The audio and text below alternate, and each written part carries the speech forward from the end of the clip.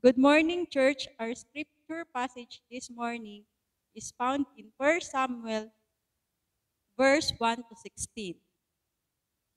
The Lord said to Samuel, "How long will you mourn for Saul, since I have rejected him as king over Israel? Fill your horn with oil and be on your way. I am sending you to Jesse of Bethlehem. I have chosen one of his sons to be king." Verse 2, but Samuel said, "How can I go? If Saul hears about it, he will kill me." Then the Lord said, "Take a heifer with you and say, 'I have come to sacrifice to the Lord.' Invite Jesse to the sacrifice, and I will show you what to do. You are to anoint for me the one I indicate." Verse 4, Samuel did what the Lord said. When he arrived at Bethlehem, the elders of the town trembled when they met him. They asked, "Do you come in peace?" Samuel replied, "Yes, in peace. I have come to sacrifice to the Lord. Consecrate yourselves and come to the sacrifice with me." Then he consecrated Jesse and his son and invite them to the sacrifice. Verse 6, when they arrived, Samuel saw Eliab and thought, "Surely the Lord's anointed stands here before the Lord." Verse 7, but the Lord said to Samuel, "Do not consider his appearance or his height, for I have rejected him. The Lord does not look at the things people look at. People look at the outward appearance, but the Lord looks at the heart." Verse 8, then Jesse called Abinadab and had him pass in front of Samuel.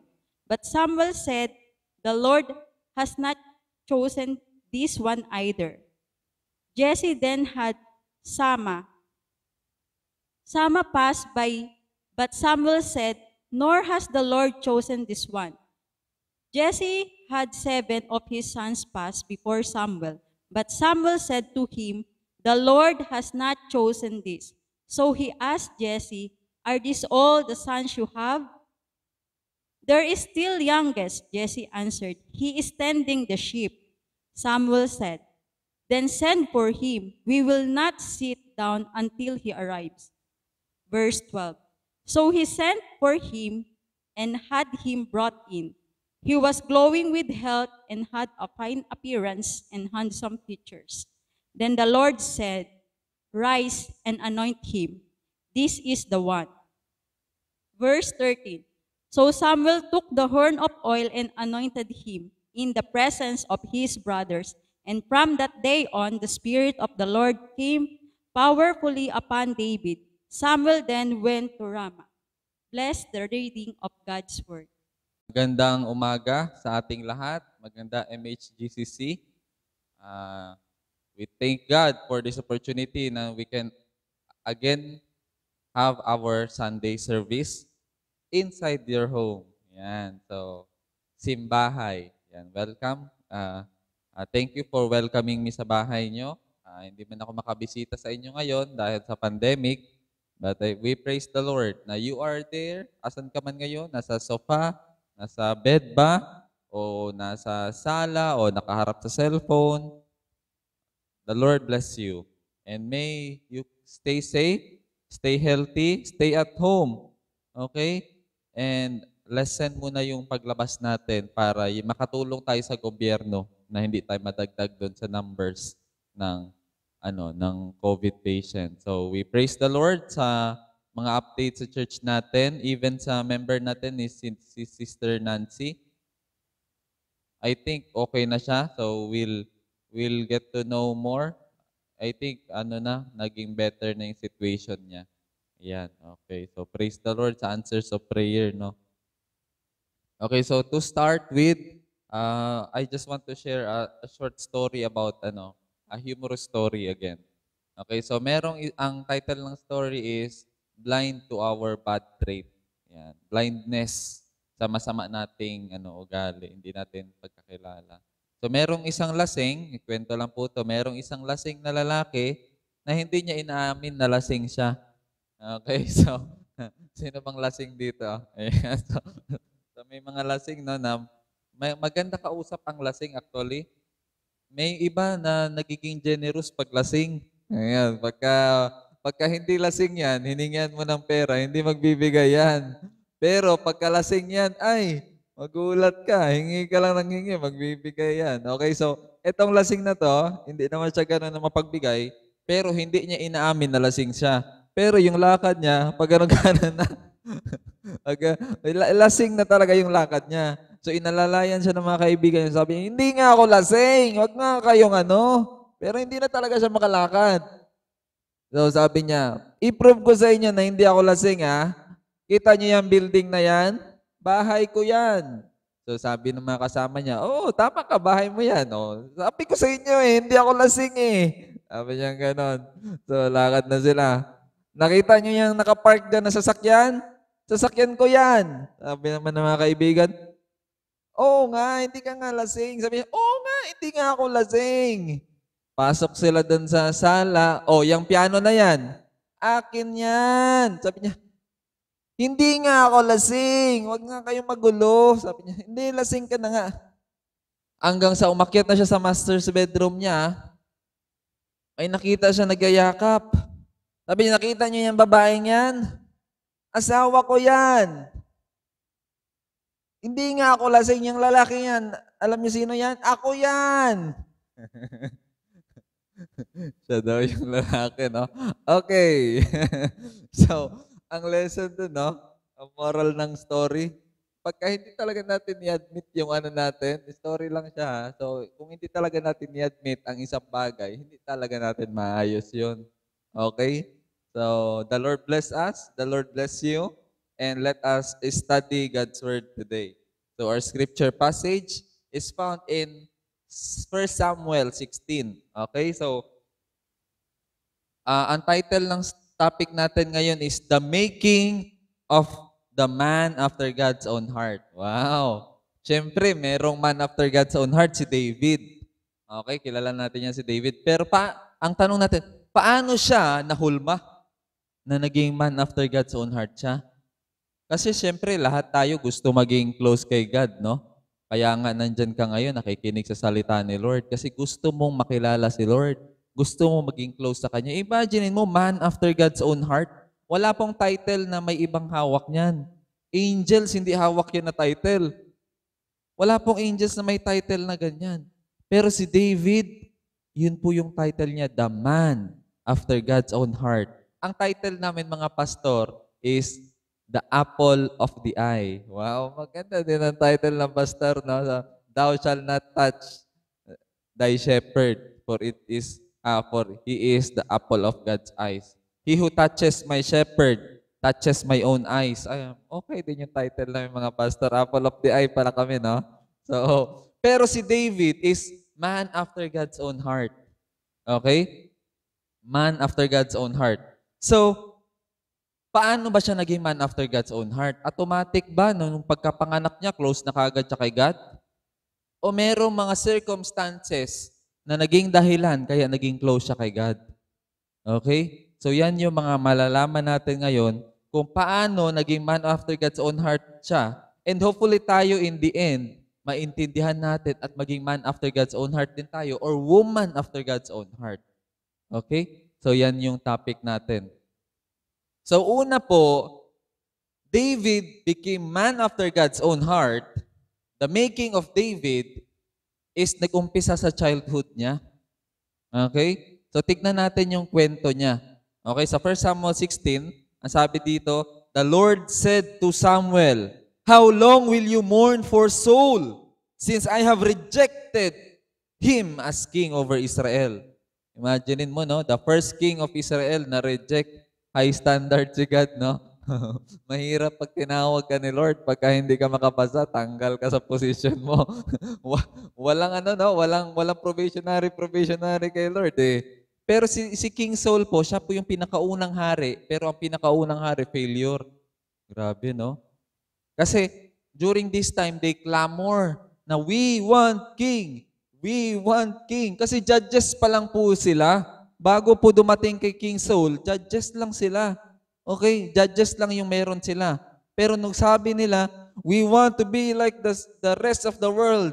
We want to be like the rest of the world. Meron silang hari. Dapat meron din kaming hari na maglilid sa amin sa gera. Okay, yun talaga yun. Mauna yung hari. Ganon. So, siya yung maglilid sa amin. Pero, nag-fail yung unang hari. Maraming aspects bakit siya nag-fail at napag-usapan natin yan sa previous messages natin. Offline nga lang yun, no? So, tignan natin kung mai-preach natin yun in the future online para meron kayong idea din sa nangyari kay King Saul. Okay, so, nag-fail siya. Una siguro kasi tribe of Benjamin siya, no? Tribe of Benjamin. Ang kingship po na authority binigay ni Lord kay tribe of Judah. Okay, si David po galing kay tribe of Judah. Kaya siya po yung pinakaunang king na nag-succeed. Okay? Pero bakit ang unang hari pinili si Benjamin, tribe of Benjamin? Bakit kaya? Siguro to give opportunity sa iba, no? Pero pagka hindi mo talaga anointing yan, hindi mo talaga calling yan, mag-fail ka talaga dyan. Okay? Di ganyan din dito sa church, no? For example, yung calling mo, yung linya mo is fit ka sa gantong bagay. Pero gusto mo dito sa isang bagay. You are a triangle, pero gusto mo mag-fit ka sa square. Ano mangyayari? Hindi mag-work yung ministry na hawak mo kasi hindi ka para dun eh. You are a triangle and you're trying to do this thing. Okay? A square ministry, kumbaga.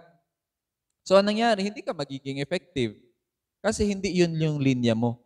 Okay? And eto, si David, yun talaga yung linya niya, pagiging king. Siguro na delay ng isa pang nauna si Benjamin. Kasi if you read the lineage ni David, pang 16 generation siya. Okay, pang 16 generation siya galing kay Judah. Okay, si Judah. Si Judah, yun yung pinakatatay ng tribe of Judah. Si Judah po nagkasala. Ayun yung punishment ni God sa kanya. Up to 15th generation, walang magiging hari sa linya mo. 16th generation, saka ka makakaroon ng hari na linya. Imagine mo, grabe yung punishment kay Judah, no? Blines na siya ng tatay niya, pero yun yung punishment sa kanya. Kasi nga, nagkaroon ng incest. Hindi siya naging responsable sa daughter-in-law niya na dapat ibigay niya yung anak niyang isa doon, hindi niya binigay. Okay, so yung babae na yun, kawawa. Kasi ang babae po, walang inheritance, tama? Naalala na natin yung kwento sa last week na yung mga babae walang halaga, walang value. Hindi sila napapasahan ng mana. The inheritance always goes to the man. Okay, so kung ikaw babae, wala ka pang anak, mamamatay ka na. Widow. Kaya the poorest of the poor in their time is the widow. Lalo pag walang son. Okay, kasi walang kukuha ng lupa ng tatay nila. Walang mamana nun. Hindi pwede kasi na ibigay yun sa babae. Kasi magkakaroon ng magkakaroon ng problem sa distribution of properties. Imaginin mo kung ang tribe of Judah mag-asawa ng Benjamin tribe, lahat, no? Tapos lahat patay ang lalaki. So lahat ng lupa mapunta doon sa kay Benjamin. So ngayon, lalaki yung lupa ni Benjamin. Yun yung dahilan kung bakit bawal na ipasa sa babae yung lupa. Palaging sa lalaki lang, sa anak na lalaki, para Judah pa rin. Okay, ganun yung representation niya. About sa lupa, actually yun siya. Okay, so anong nangyari? Napanish si Judah, pinanish siya, 15 generation.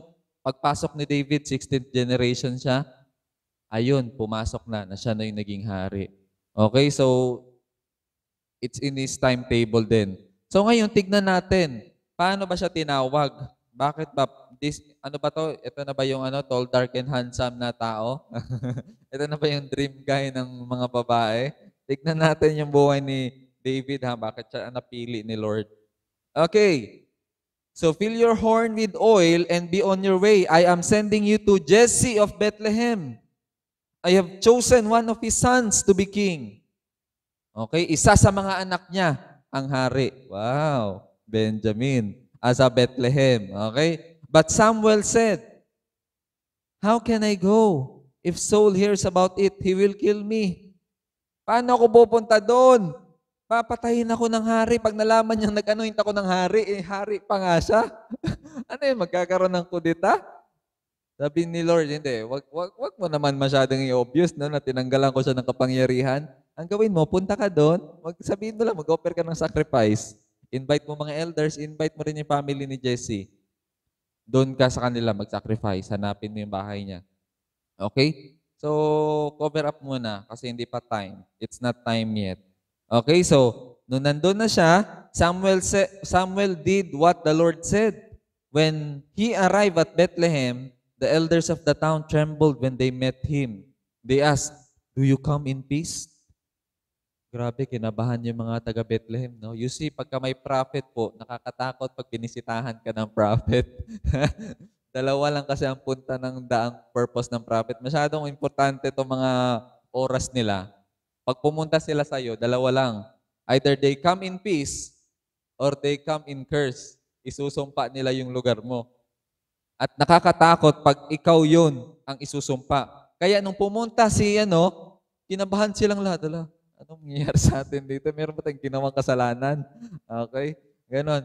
Kaya ang church natin ngayon, ngayon at present time, wala na, pinapatay na yung gift of prophecy. Pinapatay na gift.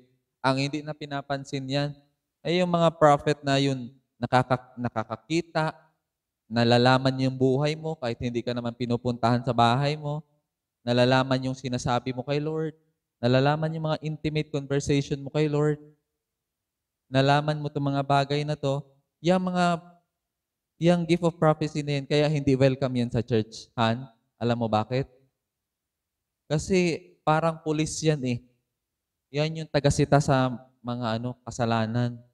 And pagka merong prophet, it will purify the church. Yun yung magpo-purify, magpo-purge sa kasalanan. Kasi siya yung magsasabi. Okay? Kaya ang sabi ni Paul, aspire gifts of the Spirit. Aspire the greatest gift of prophecy. Okay, hilingin mo yan. Kasi yan yung magandang gift yan. Okay, so yan yung encouragement ni Paul. Sabi niya, huwag masyado yung speaking of tongues na ishilingin mo. Ito na gift yung hilingin mo. Kasi pag meron ka nito, malaking tulong to sa ministry. Imaginein mo naman, si Peter, nalaman niya lumapit sa kanya si Ananias and Sapphira, hindi nagsabi ng katotohanan. Kinausap siya ni Holy Spirit. Nalaman niya. Sabi niya, why did you lie to the Holy Spirit and to God? Si Holy Spirit and God, nag-lie ka, bakit ka nagsinungaling? Patay siya kagad. Okay, and fear came upon the church. Kasi walang natatago. Basta may gift of prophecy, walang matatago talaga. Ang prophecy na tinutukoy dito, hindi yung foretelling, no? Yung masasabihin na, ito yung mangyayari, end of the world na, gantong petsa. Hindi yun. Dalawa trabaho ng prophet. Ang isa, foretelling, kung ano yung mangyayari in the future. Pangalawa, forthtelling. Ang una, foretelling, F-O-R-E, foretelling, ano yung future. Ang pangalawa, forthtelling. Telling the people na mag-ready sa pagbalik ni Jesus, na mag-ready to live a holy life, to live a pure life, to live an obedient life, to live according to the Bible. Yan yung job description ng mga prophet. Minsan lang yung mga prophecy na mangyayari in the future. Karamihan sa kanila, more on judgment, more on about mga ganyan. Okay, so nung dumating yung prophet, kinabahan silang lahat. Ipapunish na ba kami? Ito na ba yung namin? Pero sabi ni Prophet Samuel, hindi. Relax lang kayo. Magsasacrifice lang tayo. Okay, so yan yung sabi ni Saul. Ngayon, pagdating niya, anong sinabi niya next? Nung nakando na siya sa bahay. So, nung nakarating na siya, Samuel replied, "Yes, in peace, I have come to sacrifice to the Lord. Consecrate yourselves and come to the sacrifice with me." Then he consecrated Jesse and his sons and invited them to the sacrifice. When they arrived, Samuel saw Eliab, panganay. Nakita ni Samuel si Eliab, yung panganay. Sabi niya, and thought, surely the Lord's anointed stands here before the Lord. Siyempre, nakita niya matangkad, matipuno, kasama sa sundalo sa army ni Saul. Ito na yung tinawag ni Lord. Kasi si King Saul, ang definition sa kanya, ang description sa kanya, he is the tallest man in the Israel. Ito si Prophet Samuel, mahilig sa matangkad to eh. Pag nakita niya matangkad, ito yung next hari. Kasi sa time nila, kailangan matangkad, no? Ngayon na kaagad yung hari, no? Ang iniisip nila, pag matangkad ka, di ba ang ganda tignan pagka matangkad ka, merong leadership ka agad, no? May leadership position ka agad. Kasi sa tayo mo pa lang, sa tindig mo pa lang, no? You exude authority na kaagad, meron na kaagad authority. So si Samuel, yun yung tingin niya, ito na yung next king. Hindi man siya kasing tangkad ni King Saul, pero pwede na. Ganun na. So, tignan natin anong sabi ni Lord sa kanya. Kinausap siya ni Lord eh. Sabi sa verse 7, "But the Lord said to Samuel, do not consider his appearance or his height." Huwag mong tignan ang itsura niya, panglabas na anyo niya, or yung height niya. For I have rejected him. The Lord does not look at the things people look at. People look at the outward appearance, panglabas na anyo ang tinitignan ng mga tao. But the Lord looks at the heart. Wow. Such a comfort, no? Para sa atin na hindi masyado biniyayaan ng mga pang-outside appearance. Sabi ni Lord, I am not looking at the outside appearance. Okay? I am looking at the heart. Pag sinabi pong heart, it's the wholeness. Hindi yung loob lang. Yung kabuuan ng pagkatao niya. Okay? Kasi ang mga Jew po, ang buong pagkatao ng isang Jew na-summarize sa heart. Okay? Kaya ang sabi, heart is deceitful above all things. Who can understand it? Okay? So, yung pinakaloob-loob, heart. Yan yung pinakapuno talaga. Tapos sa babae, sa Greeks, sa kanila, ang center ng pagkatao is mind. Yan. Mind. Kaya meta. Yan. Metanoia, change of mind. Yan. Yung mind talaga yung focus ng mga Greeks. Ang Filipino, ano sa tingin nyo? Ano yung focus ng Filipino? Ano yung nagsasummarize sa buong pagkatao ng Filipino? Yun, stomach. Yan. Tiyan, no? Kaya pagka nasugatan ka, malayo sa bituka yan. Okay, malayo sa bituka yan. So, stomach yung natin, center of human person natin. Okay, pero dito, tignan natin. Ang tinitignan po ni Lord, yung kabuuan, yung kalahatan. Okay? So, ngayon, tignan natin ano nangyari. Okay, so, verse 8, "Then Jesse called Abinadab and had him pass in front of Samuel. But Samuel said, the Lord has not chosen this one either." So Abinadab sumunod. Jesse then called Shammah, pass by. Hindi pa rin, nor has the Lord this chosen. Jesse had 7 sons. Pass before Samuel. But Samuel said, the Lord has not chosen this. Imagine mo, 7 na candidates, no? Pinaparade lahat niya, no? Pinaparade lahat ni Tatay Jesse, pangalan ng tatay niya si Jesse, pinaparade yung 7 na anak. Wala doon yung napili.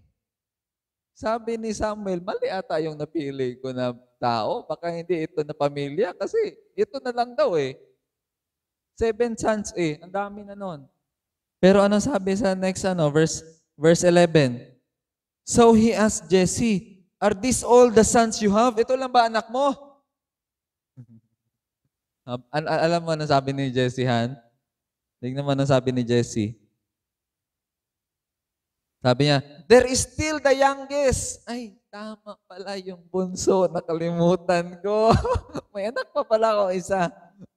Yung bunso. The youngest. Ano sabi? Jesse answered, he is tending the sheep. Ay, huwag na tawagin yun. Ito na, mga the best ko to na anak. Yun, reject yun eh. Kaya shepherd yun eh. Okay, backstory lang po. Ang mga shepherd po sa time nila is the most despised occupation. The lowest of the low na trabaho. Siguro pag ayaw ka ng magulang mo, gagawin kang shepherd. Kumbaga, the shepherds are the reject of the society. Ganun kababa ang mga shepherd sa panahon nila, ha? Sa kultura nila. To the point na nung gumawa ng temple, no? Merong temple na, tatlong temple na yan, yung nabutan ni Jesus, yung pangatlong temple na sa third temple na ni King Herod. Merong isang gate na naka-specific lang sa shepherd. The shepherd's gate. Imaginein mo yon, iba yung entrance mo. Grabe yung discrimination. Pag naging shepherd ka, grabe yung discrimination sa'yo kasi mabaho, maano na trabaho. Kasi nga sabi, yung sheep is the dumbest animal. Ang hirap ilit niyan. Yan. So anong nangyari? Si David po, shepherd boy. Si David po, despised. Pero tignan mo yung pinakaunang bisita ni Jesus nung napunta siya sa earth. Sino yung pinakaunang bisita niya, Han? Tama, shepherd. Okay, so, shepherd. So, makita mo yung kwento na si David po, hindi favorite ng tatay niya. Hindi favorite ng kahit ng mga kapatid, hindi siya pinapansin. In fact, nung pumunta siya doon sa army para magdala ng baon, may baon na nun pagkain ng mga kuya niya. Ba't nandito ka? Sino nagbabantay doon sa mga natin, sa mga ship natin? Uwi doon. Nakikisyoso ka lang dito eh. Pinagalitan kagad ng kuya niya. Kawawa naman, nagatid lang ng baon kung ano-ano na pinagsasabi. Okay? Utusan lang po si David. Yun lang yung picture ni David sa role niya. Sa pamilyang yun. Kumbaga, hindi siya mahal. So si David, natanggap niya yon. Masyado masakit, no? So kung makita mo si David, uhaw siya sa pagmamahal. Kasi imaginein mo, important guest. Di ba pagka meron kang importanteng bisita, lahat ng anak mo dapat nandyan? Kasi gusto mo ipakilala lahat ng anak mo? Kasi gusto mo makaambon ng blessing. Kung kunyari, may darating na presidente, gusto mo nandyan lahat ng anak mo para maalala yung mga mukha, makakahingi ng favor yun in the future, tama? Kung merong ang barangay captain lang nga pumunta sa bahay mo, papalabasin mo lahat na, bilis, labas kayo dito, andito si Kap, para di ba? May selfie ka agad, may group pic ka agad, picture ka agad, remembrance ka agad. Pero ito, grabe. Inutusan na nga si Jesse na dalhin lahat ng anak, kinalimutan niya pa si David. Sabi niya, may anak pa pala akong isa, pero shepherd naman yun. Maliit yun. Ruddy boy, maliit lang. Hindi yan kagaya sa mga kuya niya matatangkad. Grabe, no? And sometimes yung pagiging close natin kay Lord, nag-uumpisa yan sa brokenness. Pag ikaw sobrang nasaktan.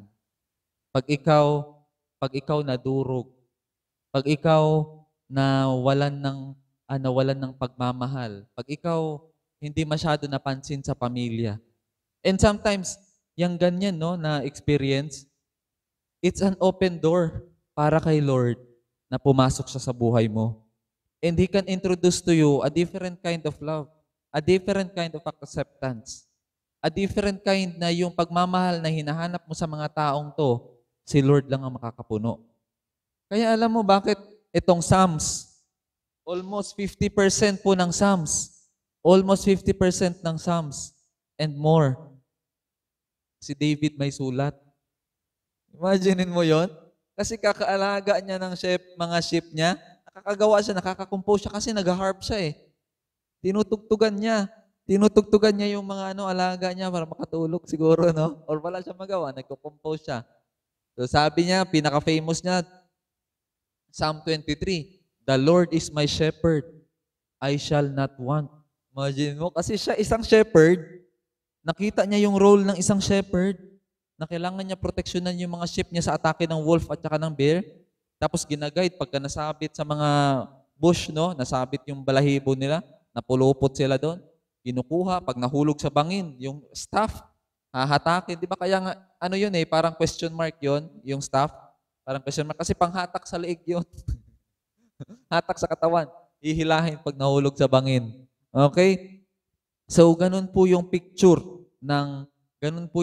niya. So, kaya na-describe niya si God na the Lord is my shepherd. I shall not want. Hindi niya ako papabayaan. He leads me in the green pastures. He leads me beside the still waters. Imagine mo, He guides me in the still waters. Merong running water na maguluhan. At ang mga sheep, sa sobrang nila, BOBO nila, takot sila sa gumagalaw na tubig. Kaya kailangan ang shepherd maghanap ng still water para makita nila, safe na to. Sige, iinom na ako. Ganon po yung mga sheep. Kaya they need to be led in a still water. Kasi mabilis sila matakot. Okay, so makita natin yung picture ni David na he is rejected, he is neglected, kulang siya ng pagmamahal, but he find his purpose, he find his worth, hindi sa mga taong yun, hindi sa parents niya. Siguro hindi siya nagkaroon ng magandang role model din sa family. Kasi paglaki din ni David, nung siya na rin merong pamilya, nagka-problema din yung family niya. Okay? Siguro lumabas na rin yung mga insecurities niya. Lumabas na rin yung mga ang tinatawag natin dito, fatal flaws. Okay? Kasi yung upbringing niya, siguro kahit sobrang close siya kay Lord, hindi pa rin maiiwasan yung pagka-upbringing mo. Ayun yung malungkot dun, no? Na hinanting din siya. At saka yung lifestyle din ni David. Ano ba yung lifestyle ni David? Bakit siya bumagsak sa fatal flaw niya? Okay? So yun po yung background niya. Pero nagkasala si David.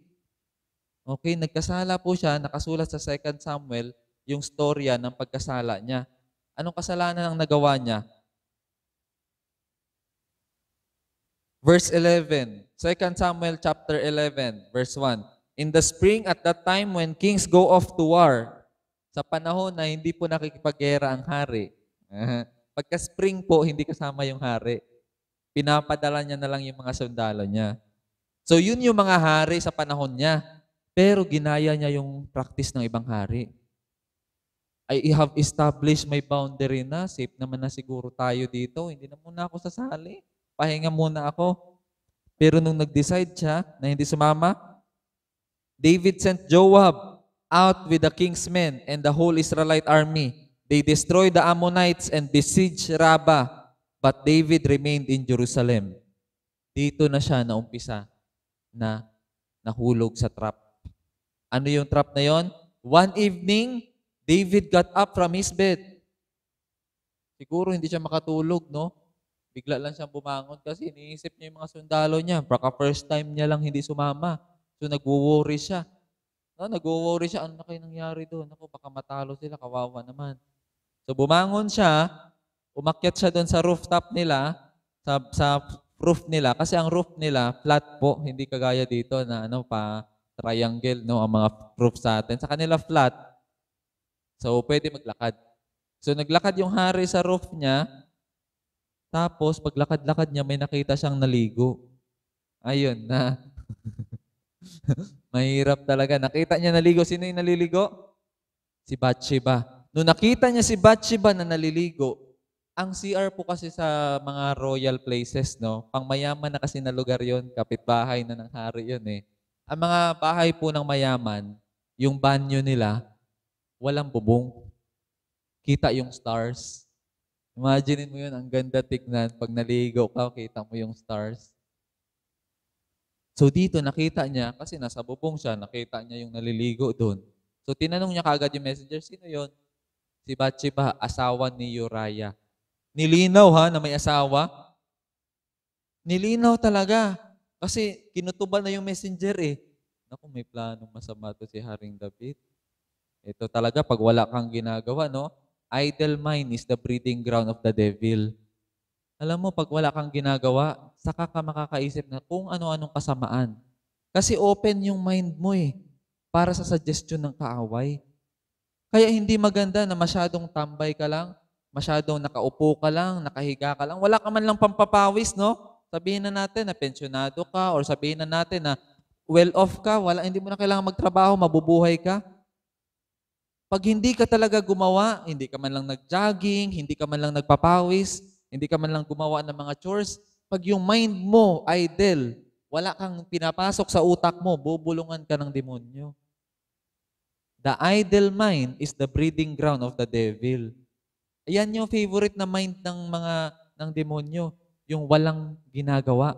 Kaya mamaya-maya, kakagising mo lang, kakaupo mo, kung ano-ano na binulong sa'yo hanggang super discouraged ka na, super tamlay ka na, super pinanghinaan ka na. Tapos sabi mo, ayaw ko na mabuhay. Dami kong problema. Hindi, walang katapusan yung problema. Pag natalo ko tong isang problema, may bago na namang problema. Paano kaya to? Palaging hindi nauubos, suko na ako. Ayan, umabot ka na tuloy sa conclusion na susuko ka na. Kasi, andun ka lang.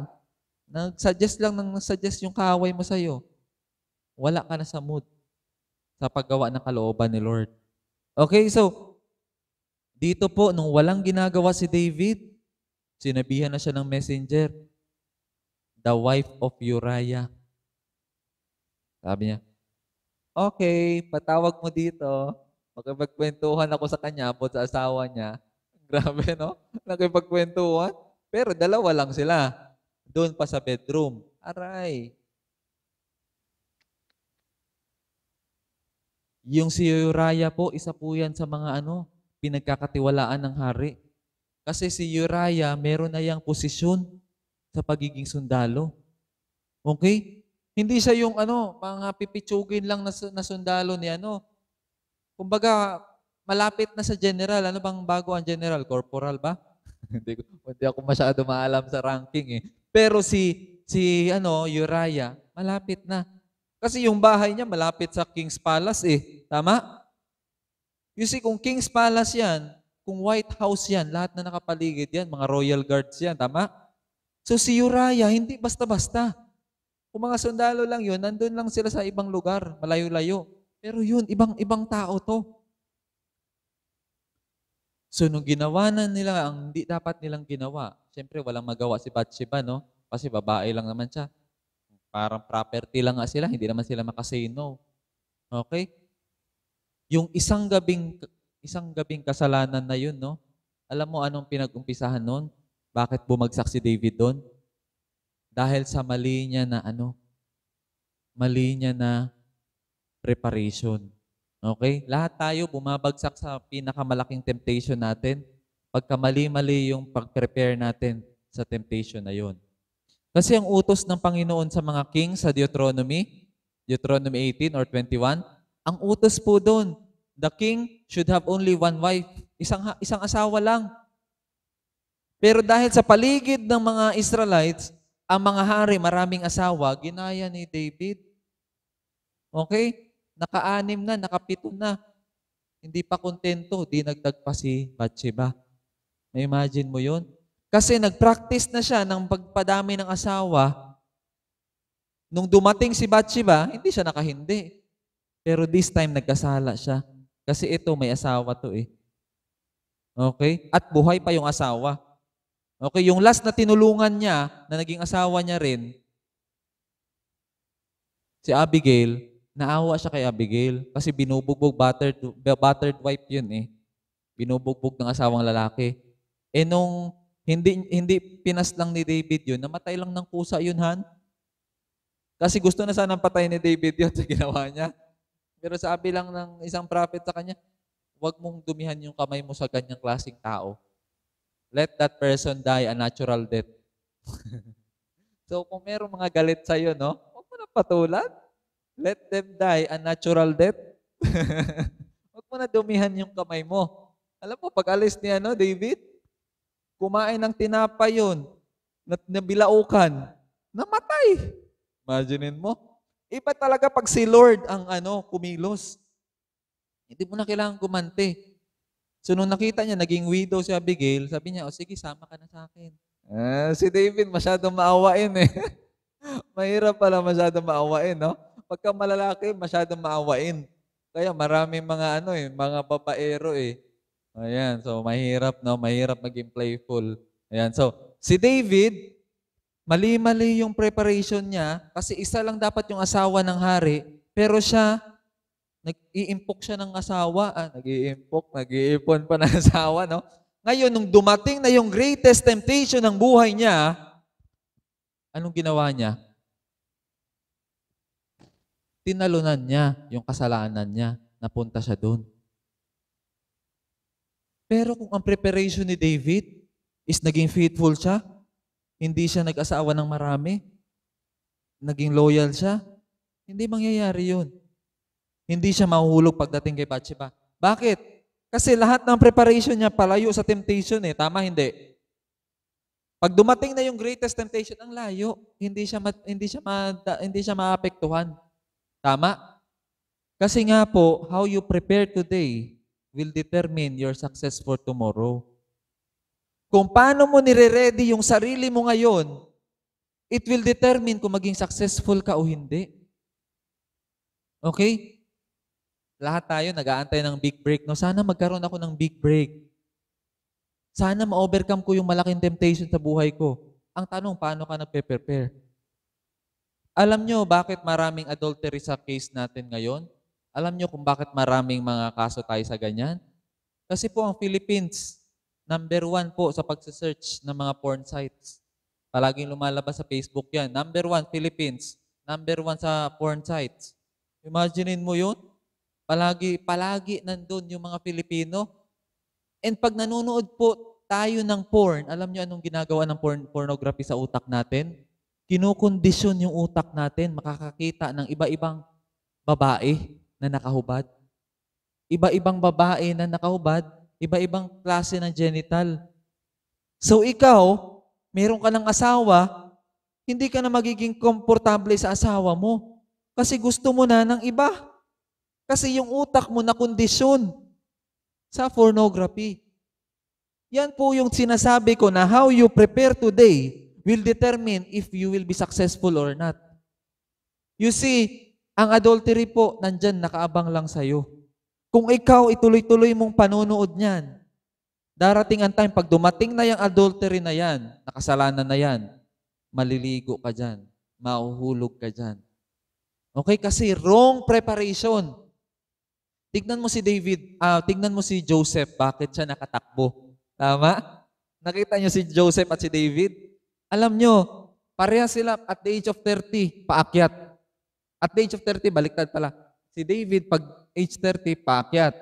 Si Joseph at the age of 30, pababa. Kasi puro no? Pero yung peak niya ng 30, after nung kasalanan nila, si Joseph po, nakasurvive sa kasalanan. Tumakbo siya palayo. Naiwan ako ng camera. Tumakbo siya palayo. Okay, tinakbuhan niya yung kasalanan. Si David, anong ginawa niya? Tumakbo siya palapit. Tawagin niyo, bilis ang layo, hindi ko siya abot. Nakikita ko lang siya, pornography. Nakikita lang ni David, si Bathsheba. Tawagin niyo siya. I have the means, I have the power. Kaya ang mga lalaki, pagka merong pera, nang bababae eh. Kaya ikaw lalaki, kung ikaw kinakausap ko, kung nagkakasala kapag marami kang pera, umu-order ka ng pokpok, no? I tell you, huwag ka humawak ng pera. Kung ikaw lalaki, pag humawak ka ng cellphone, nagkakasala ka kung sino-sino chinachat mo, huwag kang humawak ng cellphone. Yun po yung sabi ni Jesus na if your right eye causes you to sin, gouge it out. If your right hand causes you to sin, cut it off. Ang topic po ni Jesus nun, adultery. Ang solusyon po ni Jesus, hindi prayer. It's a drastic move. Ibig sabihin, aksyonan mo kaagad, aksyonan mo kaagad, aksyonan mo kaagad. Kasi pag di mo inaksyonan yan, kakainin ka niyan. Putulin mo yung kamay mo, tanggalin mo yung mata mo. Mas better para makapunta ka ng langit na kulang ka ng isang mata o isang kamay kaysa itapon ka sa impyerno buong katawan mo. Ang point ni Jesus, hindi literal, no? Ang point ni Jesus is iwasan mo siya. Layuan mo siya. Kung ang pagchat-chat sa Facebook ng kung sino-sino ang makakaroon ka na magkakasala ka, huwag ka na mag-cellphone. Kaya kung ang asawa mong babae, pinagbawalan ka mag-Facebook, pinagbawalan ka mag-cellphone, intindihin mo kasi nag-fail ka na eh. Pasalamat ka nga, pinagbabawalan ka pa niya.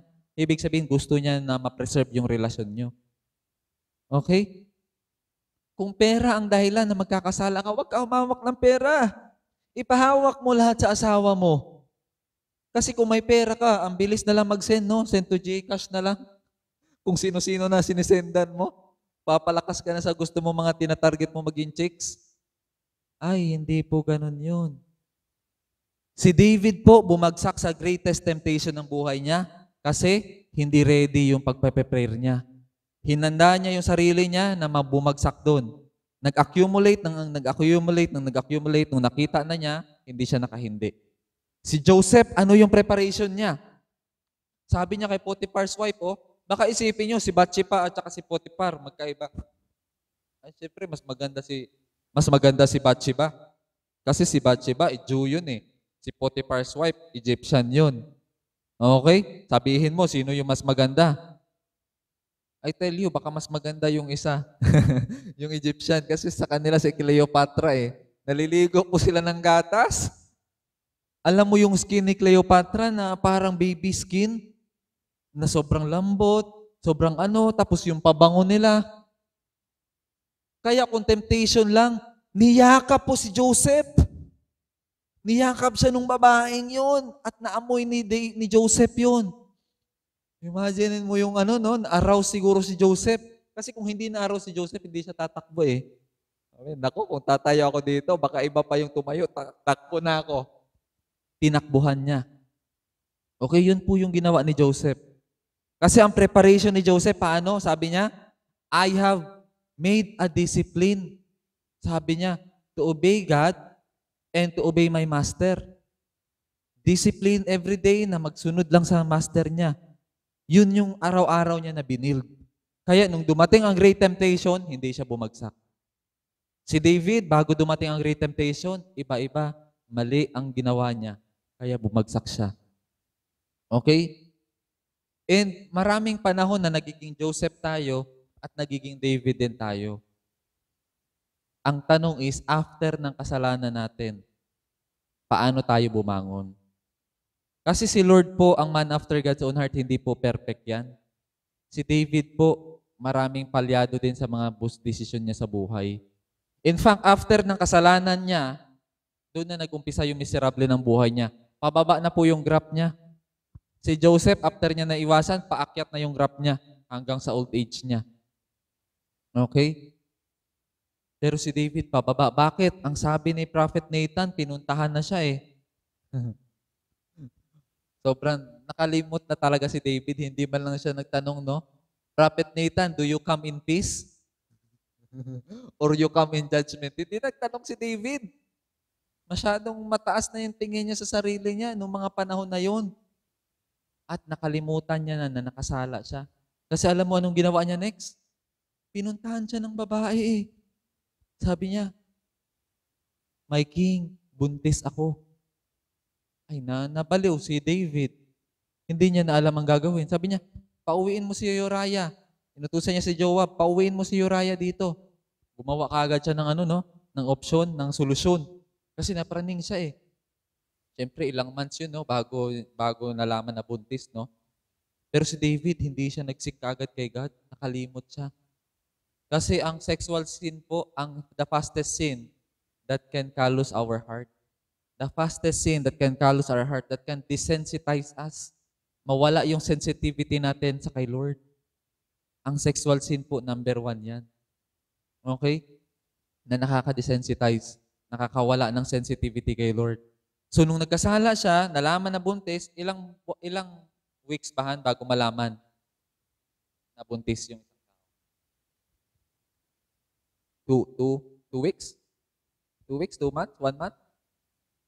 2 weeks, malalaman mo na kagad? Okay. So, mga ganun, no? Nakalimot talaga kagad Nakalimot kagad si David. At saka na next plan niya? Ipatawag si Uriah para makipagsiping sa asawa niya. Hindi, hugas kamay na siya.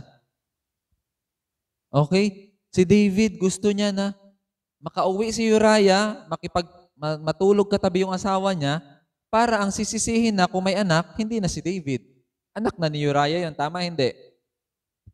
Grabe, no? Naging deceiver na si David. The man, the deceiver, who is a man after God's own heart, nakalimot na siya kay God. Ano nangyari next? Ay, nagulat siya sa ginawahan. Nagulat siya sa ginawa ng ni Uriah. Hindi natulog sa bahay. Natulog sa park. Imagine mo, church, no? Tapos park. Diyan siya sa park natulog. Doon siya sa sentro natulog, sa daan. Kasi sabi niya, pag uwi pa lang niya, tinitignan na siya ng mga asawa ng mga associate niya, yung mga under sa kanya. Bakit nandito to? Di ba dapat nandun to sa gera? Bakit iniwan niya yung mga tao niya? So siguro si Uriah din, nasa puso niya rin na ayaw niya makipagsiping sa asawa niya. Kasi sabi niya, bakit ako makikipagsiping sa asawa ko? Yung mga tao ko nandun nakikipagbakbakan, ako magpapasarap ng buhay. Sabi niya, sorry my king, pero hindi ako matutulog sa loob ng bahay. Dito ako matutulog sa labas. Sabi ni David, halika dito. Grabe, no? Ibang klase ka talaga. Grabe yung faithfulness mo sa mga tao mo. So, hindi nag-work yung plano ni David. Paano yan? Hindi natulog doon. Kaya usually ito, mga seaman or yung mga nag-a-abroad, kaya doon talaga na nagkakagulo yung pamilya, no? Kasi pagbalik, no? Gulat ka, buntis. Paano nangyari yun? Yung asawa mo nasa abroad. Di ba? Paano nangyari yun? Ba't ka nabuntis? Yung asawa mo nasa abroad. Hindi talaga makapagsinungaling. Kaya sabi talaga sa sa Genesis, what God has joined together, let no man separate them. He shall cleave. Imagine mo, pagka pinag-isa kayo ni God, wala dapat makapaghiwalay sa inyo. Kasi pagka magkalayo kayo, mapoprone kayo sa temptation. Although maraming successful story din, no? Na mga nag-abroad, buo pa rin yung pamilya nila. Siguro maganda yung background nila. Healthy yung family background nila, kaya nasanay na sila sa ganong setup. Pero maraming failure. At ang iba na-ending sa tulpo. Palaging nasa kay tulpo talaga yan nag-ending. Karamihan, siguro 90% na napupunta sa issue kay tulpo, puro mga ganyan na story. Mga third party. Ganun, no? Minsan, naagrabyado babae, minsan naagrabyado lalaki, pero most of the time, marital issues ang inaayos ni tulpo. Okay, so ang point ko lang, no, hindi nakipagsiping yung asawa niya si Uriah. So si David ngayon, nag-isip ng bagong paraan, paano ko ba masusolusyonan to? Alam mo anong ginawa ni David? Nagsulat siya ng letter with the signet ring of the king na merong selyo niya, na siya yung naggawa ng letter para bawal buksan. Sabi niya, okay, kinabukasan, bukas papauwiin na kita, papabalikin na kita doon sa gera. So binigay niya, sabi niya, yung letter na to bigay mo kay Joab. Siya lang pwede magbasa nito as general, commanding officer general. So nung hinawakan na ni Joab, binasa niya, nagulat siya sa nakasulat. Kasi ang nakasulat, ang sabi, dalhin niyo si Uriah sa pinakaharap ng gera. Tapos, iwanan niyo siya doon. Umatras kayo. Grabe, no? Pinapapatay si Uriah. Ang tao na walang kamalay-malay, wala man lang ginawang kasalanan, naglingkod sa hari niya, pinaglingkuran niya yung hari niya, pinaglingkuran niya ang Israel. Pero yung pinaglingkuran niya, trinaitor siya. Para matakpan lang yung kasalanan niya, gusto niya nang patayin si Uriah. Siguro si Uriah, hindi naman pinanganak kahapon yan. Nasabihin natin, hindi niya alam yung mga nangyayari. Okay? Si Uriah, baka naramdaman niya na, nakutuban na niya. Kasi nung nakita niya na umatake na sila, nagsisiege sila nasa wall Andun yung mga nagpapana ng araw. Pero pinapunta siya sa harapan. You see po, pag officer ka, nasa likod ka lang. Ang nauuna doon, yung mga footman, mga worker, yung mga mababang rank lang nandun sa harap. Pero siya, pinapauna siya Tapos nag-withdraw lahat, iniwan siya doon. Imaginein mo yun, mga kaibigan niya yun lahat, pero dahil utos ng hari. Kahit si Uriah, alam niya na yung mangyayari sa kanya. Nakakaramdam na siya. Pero sinunod niya pa rin at sobrang sakit ng nangyari sa kanya. Hindi siya gumanti. Hindi siya nag-co-op. Nagkudita? Hindi siya nagkudita. Let God be my judge. Siya gaganti para sa akin. Hinarap niya ng tunay na lalaki. na-awardan siya ng Medal of Valor, nakauwi, na meron siyang award, no? Pero alam ng lahat ng officers ang ginawa ni David, na pinapatay talaga siya. Pinamuka lang na sa gera namatay, pero actually si David ang pumatay. Ngayon, si God, nakakita sa ginawa niya. Kinausap niya si Prophet Nathan. Sabi niya, Nathan, kausapin mo nga to. Nakalimot na ata sa akin. Pinadalhan siya ng propeta. You see, ang propeta po, hindi kailangan ng appointment para makapasok sa palasyo. Ngayon, pagka pupunta ka sa White House, sa palasyo natin dito sa Malacanang, kailangan mo ng letter, marami, no? May COVID pass pa, kailangan dami mong pass. Mga marami.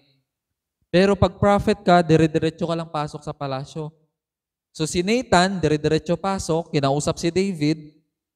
Sabi niya kay David, David, may kwento ako sa'yo. Merong isang mayaman at saka isang mahirap dito sa nasasakupan mo. Yung mayaman, merong 100 sheep. Yung mahirap, meron siyang isang sheep. Lamb pa nga lang, maliit pa. At pet niya yon. Parang si Bogerhan, no? Yung pet natin. So, pet niya yon, favorite niya, kasama niya matulog, pinapaliguan niya araw-araw. Hindi niya tinitreat na na iba. Tinitreat niya na pet niya talaga. Same yung pagkain nila, ganun talaga. So, ang nangyari, isang araw, itong mayaman na to mayroong bisita at gusto niyang paghandaan. Alam mo anong pinaghandaan niya? Gusto niya ipaghanda ng sheep. Ngayon, hindi niya ginamit yung sheep niya na 100. Kinuha niya yung sheep ng mahirap. Kasi sabi niya, hindi ko babawasan to, kukunin ko yun. Alam mo si David, habang nakaupo sa trono niya, kasi hari siya tumayo siya. Who is that man? Tinanong niya, sino yung taong yan at paparusahan ko? Galit na galit siya, no? Alam mo anong sabi ni Prophet Nathan? It is you. Ay, para siyang binuhusan ng malamig na tubig. Ngayon lamig siya Na-realize niya. Walan siya ng lakas. I have sinned. Doon niya palang naamin na nagkasala siya. Imagine mo, ilang buwan na yun, nakalipas na yun, lahat ng pinagagawa niya. Para matakpan yung kasalanan. You see, mahirap talaga pagtakpan ng kasalanan. Okay? Mga lalaki, mahirap. Imposible po maglihim kung ikaw ay may sikreto. Imposible po ang maglihim kung ikaw ay may secret. Okay? At dito si David, nabulgar yung secret niya. Walang nakatago kay God. Alam na alam ni God lahat yan. So anong nangyari next? Bago pa siya nag-repent na si David, I have sinned and nanghingi siya ng tawad. Pero sabi ni Nathan sa kanya, don't worry, pinatawad ka na ni God. Pero, patay tayo dyan. Yung anak mo, kay Bathsheba, kukunin ni God yun. Mamamatay yun. Hindi mabubuhay yun. Bayad sa kasalanan. Pangalawa, yung espada na ginamit mo para patayin si Uriah, hindi aalis sa bahay mo. Magpapatayan ng mga anak mo. Truly nga, nagpatayan mga anak niya. Kasi maraming nanay, dysfunctional yung family niya, kasi marami siyang pamilya, marami siyang asawa. Itong asawa ng isang babae, asawa niya, yung anak niyang babae, dito sa anak dito na lalaki, nagustuhan. So itong lalaki na to, ni-rape yung kapatid niya na babae. Imaginein mo yun, magkakapatid, stepsister. Ni-rape niya. Ngayon, yung kuya na yun, kuya ng babae yun, galit na galit. Walang ginawa si David, tahimik lang siya. Mahirap talaga pag ang tatay tahimik lang sa lahat ng issue sa bahay. Pag wala kang say, hindi talaga, malaking problema lalala kasi hahayaan mo lang yung mga anak mo gagawa ng solusyon. Alam mo, yung lalaki, ang kapatid ng babaeng yon, pinatay yung lalaking yun na ng rape. Okay, anong next? So, nandun na yung espada, nandun na yung fornication, kasi lahat ng kasalanan ni David, inani ng mga anak niya. Tapos sabi pa ni Nathan, yung ginawa mo sa sikreto, sa lihim, na ginawa mo? Gagawin ng anak mo sa broad daylight. Ayun, ginawa ni Absalom.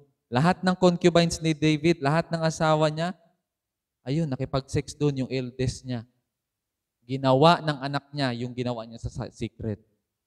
Kaya sabi ng Galatians 6:7, God is not mocked. What you sow, you shall reap. Yes, papatawarin ka ni God pag humingi ka ng tawad. Pero, hindi mo mauuto si Lord na pag humingi ka ng tawad, wala nang consequence. Yung lupa na consequence, hindi mo matatakbuhan yan. Aanihin mo. Pero sa langit, sabihin na nating malangit ka talaga, no? Kasi tinanggap mo si Jesus. Pero yung buhay mo sa mundo, magiging miserable, kagaya kay David. Super miserable yung buhay ni David. Puno ng broken heart, paulit-ulit nasasaktan. Kaya nga, ang sabi, pagka babaero ka raw, sa kultura natin sa Pilipinas, no? Pag babaero ka raw, magkakaanak ka, sunod-sunod, puro babae. Kasi bayad yan sa lahat ng mga inano mo. Bayad utang. Aray, ang sakit nun. May kultura tayong ganyan. At minsan, hindi nagsisinungaling yan na kultura. Pero meron din naman na hindi, no? Huwag mo naman sabihin na, ala, babae ang anak ko. May ginawa ba akong ano? Wala namang ginawa. Hindi, wala namang ganun. Ang tinutukoy ko lang is, alam mo yung sa sarili mo yan. Pag ikaw gumawa ka ng kalokohan, pagka ikaw nagkaanak ng babae, alam mo na, delikado na. Meron nang magbabayad sa lahat ng ginawa mo. Okay? So yun yung buhay ni David. Miserable siya, pero he still became man after God's own heart. Kasi humingi siya ng tawad, still close pa rin siya kay Lord, pero yung buhay niya, very dysfunctional. Okay? Kasi nga, nanggaling din siya sa dysfunctional eh. Yung tatay niya, dysfunctional din, hindi siya inaruga ng maigi. Siguro kakahanap niya ng pagmamahal, no? Kakahanap niya ng pagmamahal, napunta siya sa maraming babae. Napunta siya sa maling hahanapan ng pagmamahal.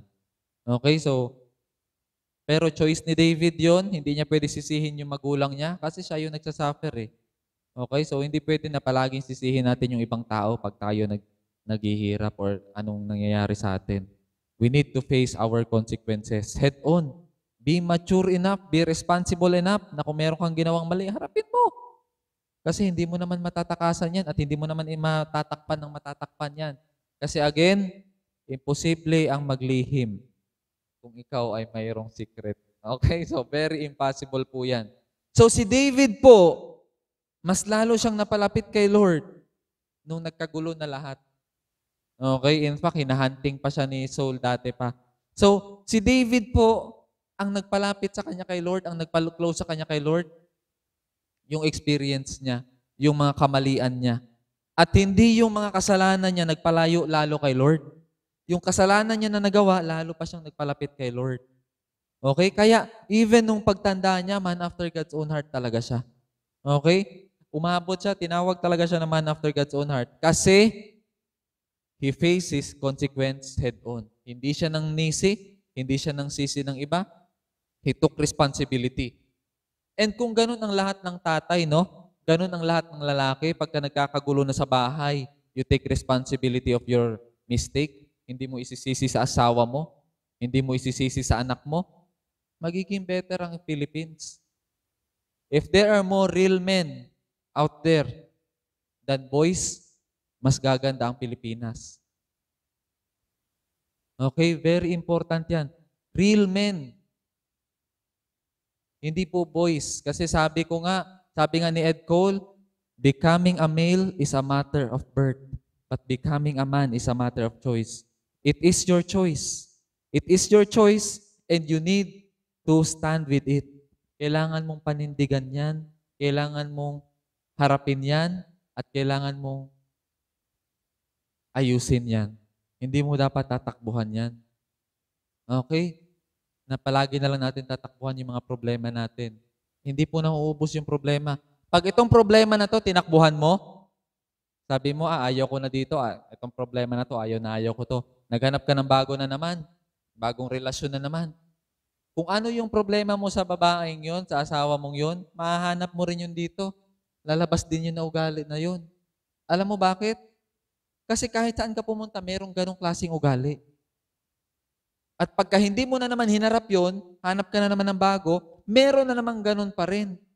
Ibig sabihin, hindi mo matatakbuhan. Ibig sabihin, hindi yun yung problema ang problema. Ang problema, ikaw. Paano mo ba hinaharap yung problema mo? Nagiging better ka ba sa problema mo? O palagi mo na lang tinatakbuhan yan? The more natakbuhan mo yung problemang yan, the more hindi ka magiging better. You see, kung ang problema mo 10 years ago, kung ang problema mo at saka yung kalaban mo 10 years ago, is same pa rin yung kalaban mo ngayon, same pa rin yung problema mo ngayon, ibig sabihin hindi ka nag-grow within that 10 years. Kasi dapat, next level na yung bago mo na yung kalaban ngayon. Bago na yung problema mo ngayon. Tama, hindi? Kasi dapat nag-i-improve tayo. So kung same pa rin, ibig sabihin, hindi natin challenge yung character natin na mag-grow. Okay? Si David, he challenged himself. That's why sabi niya sa Psalms, "Search me, O God, and know my heart. Test me if there is wickedness in me." What? Natuto na si David. Lord, hindi nabablind ako sa kasalanan ko. Hindi ko nalalaman na nagkakasala na ako. I-search mo ako, Lord. Kapkapan mo ako, di ba? Pagka may security, no? I-search ka. Lahat, titignan. Ganon. Lord, search me, Lord, if there is wickedness in me. Ang sabi ni Socrates, an unexamined life is not worth living. Ang buhay na hindi mo ini-evaluate, hindi mo ini-examine, not worth living yan. Okay? So yun po yung challenge sa atin. Si David po, kaya siya naging man after God's own heart.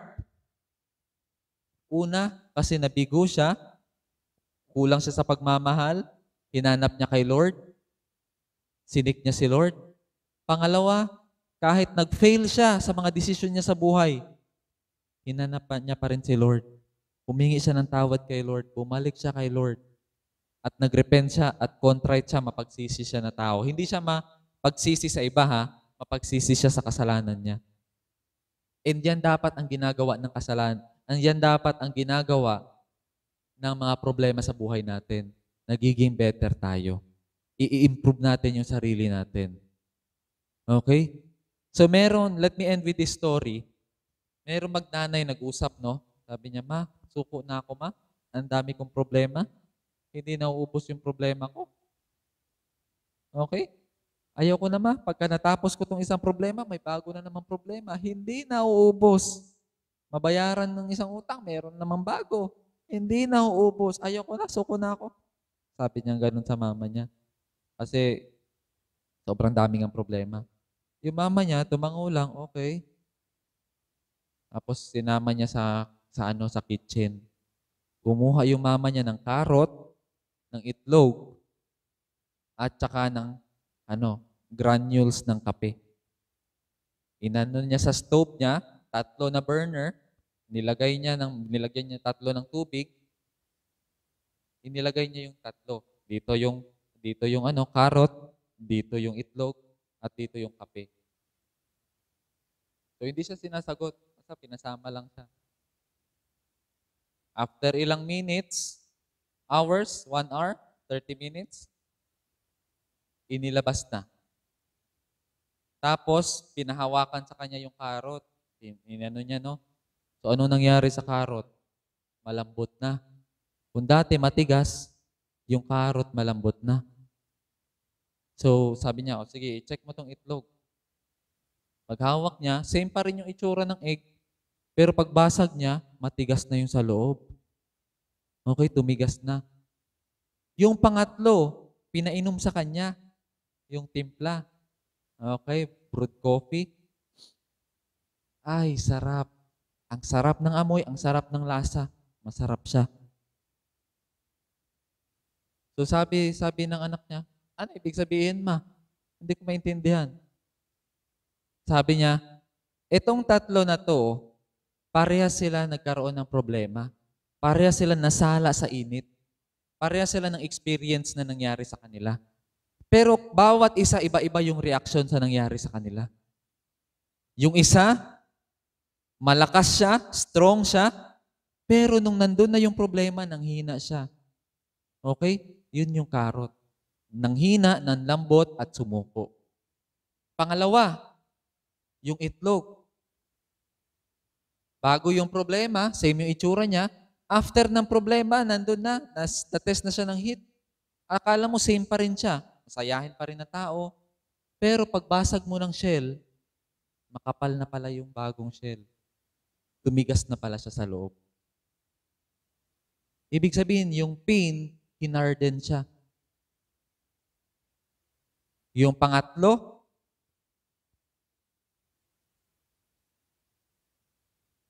yung experience yung nagbago. Yung tubig yung nabago. Dahil sa granules ng kape. Nadurog yung kape at naluto at naging masarap.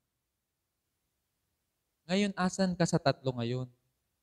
Ikaw ba ay karot na matigas ka, mataas ang tingin mo sa sarili mo? Tapos nung inano ka na, nasala ka na sa problema, biglang lumambot ka na at nanghina.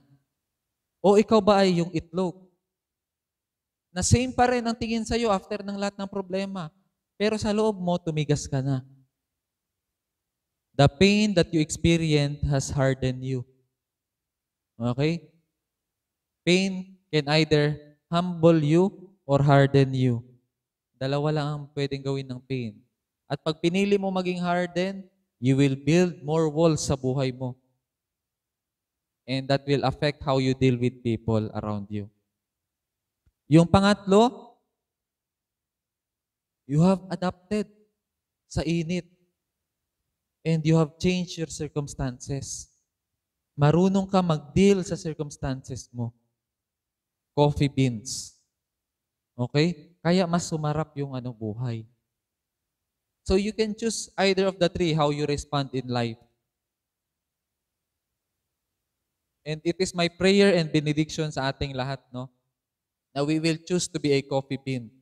Na pag dumating yung mga problema sa atin, we will learn and grow sa area na yon.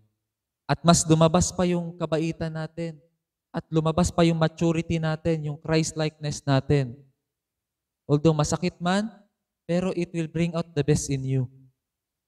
Kagaya ni Michelangelo, pag may nakita siyang malaking bato, ang nakikita niya sa batong yon is yung Statue of David.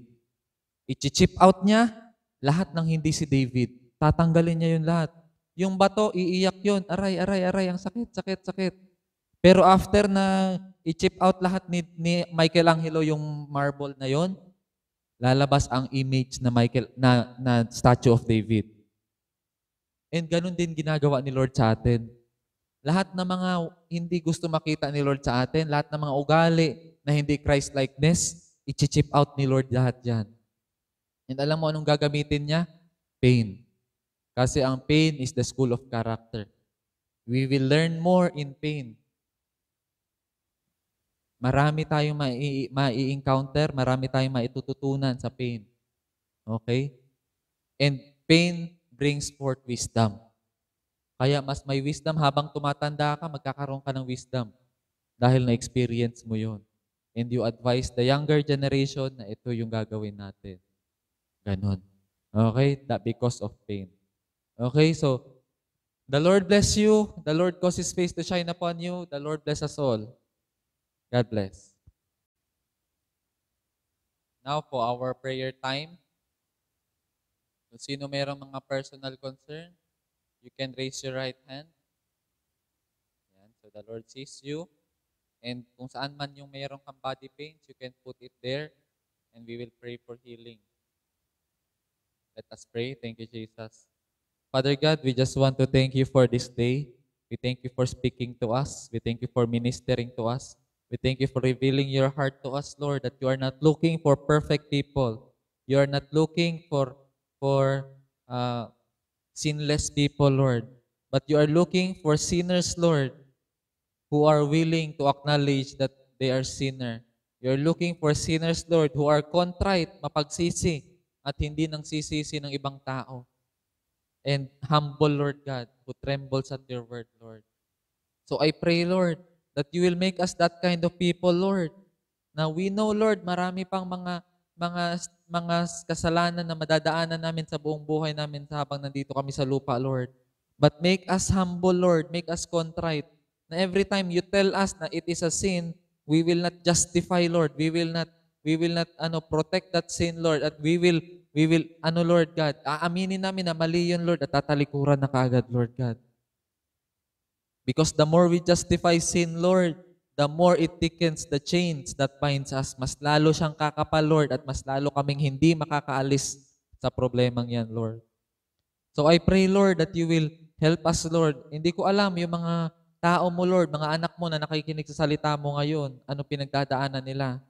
Either nag-struggle ba sila sa adultery, Lord, or nag-struggle ba sila sa mga personal problems nila. I pray, Lord, na yung message gamitin mo na mag-minister sa kanila and maging light and lamp to their path, Lord God. I pray, Lord, na i-bless mo sila, Lord. Hindi aksidente na nakikinig sila ngayon. Pinili mo sila na makapakinig ng mensahe na to, Lord. I pray that you will bless them and you will take care of them. Thank you, Jesus. Bless mo sila, Lord God. And even, Lord, sa mga members ng Mutual Homes Gospel Christian Church, I pray that you will bless them and you will prosper them, Lord. Bless the works of their hand, Lord God. Bless their going out and their coming in. Bless those who are working, Lord, with supernatural strength. Bless those who are in the offices, Lord God, that you will protect them from COVID, Lord.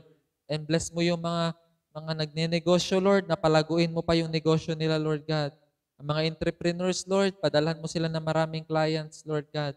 Sa mga naghahanap ng trabaho, Lord, padalhan mo sila ng trabaho, Lord. Makahanap sila ng trabaho, Lord. Bigyan mo sila ng trabaho, Lord. Salamat, Lord God. And this church, Lord, may you bless this church as a whole, Lord. Sa lahat ng members dito at sa lahat ng mga nakikinig, Lord, even sa non-members na nakikinig sa message na to, I pray that you will speak to them. You will bless them as well. Lord, ng mga body pains, kung saan nakalagay yung kamay nila, in the name of Jesus and by the power of the Holy Spirit, I take authority towards that body right now. I command you to leave that body right now in Jesus' name. Thank you, Jesus. In the name of Jesus and by the power of the Holy Spirit, we take authority towards that pain, that back pain right now, in the name of Jesus, to go to the feet of Jesus right now. Thank you, Jesus. Thank you, Jesus. Thank you for healing, Lord. We pray for Sister Joy, Lord, for fast recovery, Lord God, sa operation niya. We pray for Pastor Johnny, Pastor Mel, Lord. Continue to strengthen them, Lord God. Continue to take care of them, Lord. Continue to heal Sister Nancy, Lord God, sa pag-positive niya sa COVID, Lord. I pray for your complete healing sa buhay niya, Lord, at sa lahat ng kasama niya sa bahay. Thank you, Lord Jesus. At sa lahat na nakikinig sa salita mo, Lord, I pray na i-bless mo sila, Lord God. I pray, Lord, sa mga seniors namin na naapektuhan yung hanap buhay o anuman, Lord, I pray that you will provide for their needs, Lord. Si Ma'am Fem, Lord God, take care of her, Lord God. Alam mo, mag-isa lang siya, Lord. I pray na you will sustain her, na ilayo mo siya sa mga sakit, Lord God. Kay Elder Ed, Lord, take care of him, Lord God. Kung sino man kasama niya, Lord, I pray na you will bless him. And yung wife niya, Lord, na nasa Amerika, you will protect her as well, Lord God. Nasa abroad, Lord God. Take care of her, Lord God.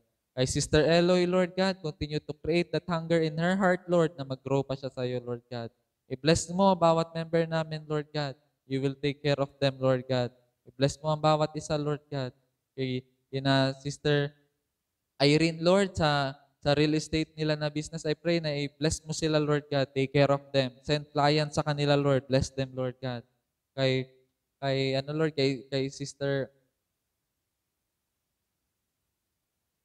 Bianca, Lord, take care of her, Lord God, and sa family niya, sa mga anak niya, Lord. Sustain them, Lord God. I pray for supernatural strength sa work niya, Lord God. Bless them as well, Lord God. Thank you, Lord, at sa buong pamilya niya, sa mama niya, and sa mga kapatid niya, Lord. Continue to bless them. Kay Brother Conrad, sa pagbibiyahe niya sa tricycle, take care of him, Lord God. Na ilayo mo siya sa kapamakan, na hindi siya magkaroon ng pasahero na may COVID, Lord God. I-protect mo siya, Lord God, day in, day out, Lord God. Thank you, Lord. At sa lahat ng mga church members, Lord, na hindi ko nabanggit, continue to bless, continue to prosper. Bless mo si Sister Colleen, Lord, sa work niya, and si Sister Joanne, and with her son, Lord. Ikaw mag-take care sa kanila, Lord God. I-bless mo sila, Lord God. Take care of them, bless them, and prosper the works of their hand, Lord, as they manage the call centers, Lord, under them, Lord God. Bless them, Lord, and prosper them as well. Thank you, Lord Jesus. We bless you, Lord, and even the Austria family, Lord, take care of them as well. Bless them, Lord, and even for our other members, Lord, in Attorney Gale, Lord, with his wife, Lord God, Sister Esterlina, bless them as well, Lord. Take care of them. Provide for their needs, Lord. Sustain them, protect them, Lord.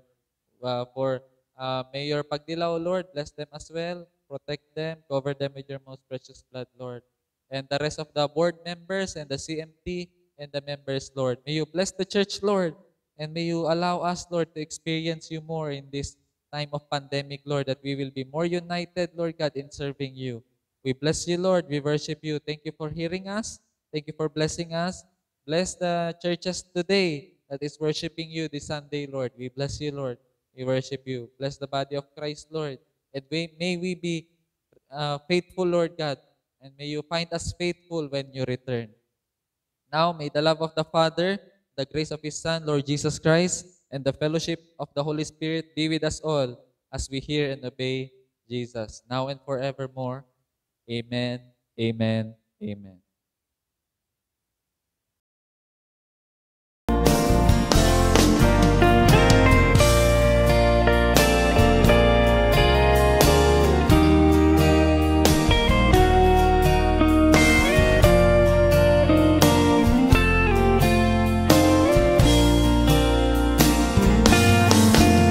Then he'll call me someday to my home far away, where his glory